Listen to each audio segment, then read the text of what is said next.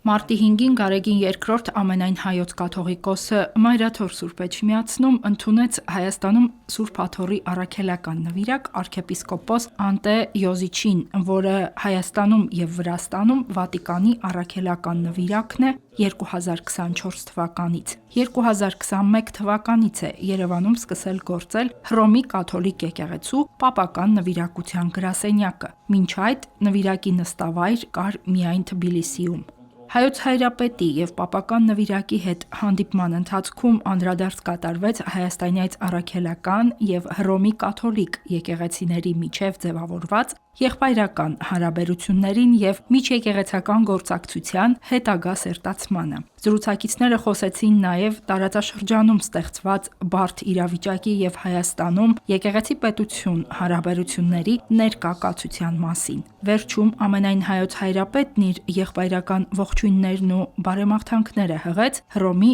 սրբազան քահանայապետ Լևոն 14-րդ պապին։